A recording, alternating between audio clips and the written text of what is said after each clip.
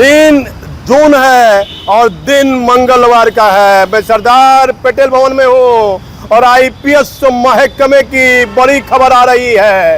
एक आईपीएस पदाधिकारी जो केंद्र में तैनात हैं और पारिवारिक कारणों के कारण वापस बिहार लौटना चाहते हैं। मैं आपको बता देता हूं, कुछ दिन पहले, महीनों की बात कीजिए तो बिहार में एक आईपीएस के परिवार का निजी व्यक्ति गुजर गया था, जिसके कारण वह एडीजी रैंक के पदाधिकारी केंद्र जाने की इच्छा जताई और अपने बच्चों की पढ़ाई लिखाई के लिए वो वापस केंद्र चल भी गए। उसी तरह बिहार केडर के एक आईपीएस पदाधिकारी जो अभी केंद्र में तैनात हैं और वो बिहार लौटना चाहते हैं और वो केंद्र सरकार कब अपनी सहमति देती है, पारिवारिक कारण है, चाहे सिपाही हो, दरोगा हो, एसपी हो, इंस्पेक्टर हो, आईपीएस हो, जिंदगी तो छोटी सी है। इसलिए पारिवारिक कारण पर केंद्र सरकार हो या राज्य सरकार हो, उनको सहमति दे देनी चाहिए।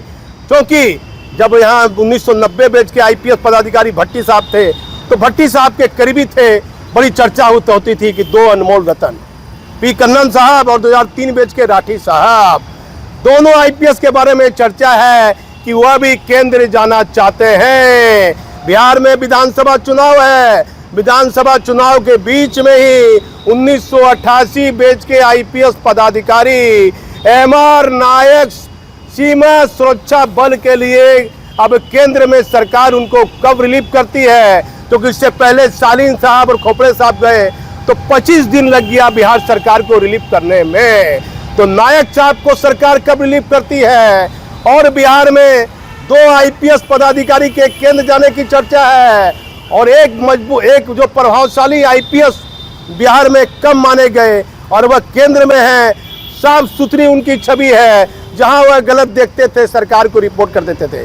चाहे लालू की सरकार हो या नीतीश कुमार की सरकार हो, उन्हें बेहतर सम्मान तो सरकार ने नहीं दिया। ये भी चर्चा होती है आईपीएस महकमे में, लेकिन बताया जाता है पारिवारिक कारणों की वजह से एक सीनियर आईपीएस पदाधिकारी जल्द ही बिहार लौटेंगे। मैं इस समय सरदार पटेल भवन से दीपक नौरंगी।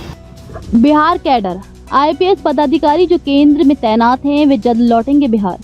उक्त आईपीएस के बारे में ये बताया जाता है कि बच्चों की पढ़ाई या पारिवारिक कारणों से लौट। गृह मंत्रालय की समीक्षा के बाद बिहार में 25 पद आईपीएस के लिए नए पद दिए जाएंगे।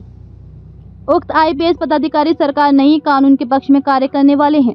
बिहार में लगातार कई आईपीएस पदाधिकारी पहले केंद्रीय प्रतिनियुक्ति पर जा चुके हैं।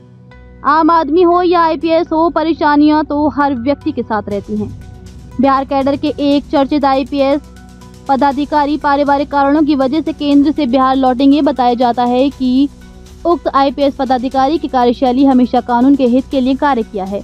बताया जाता है कि निजी कारणों की वजह से वे बिहार लौटना चाह रहे हैं। बिहार के बेहतर छवि के आईपीएस पदाधिकारी पहले ही केंद्रीय प्रतिनियुक्ति जा चुके हैं। अब देखना है कि ये कौन सीनियर आईपीएस पदाधिकारी बिहार लौट रहे हैं और केंद्र सरकार इन्हें कब वहां से छोड़ती है और उन्हें अपनी सहमति प्रदान देती है।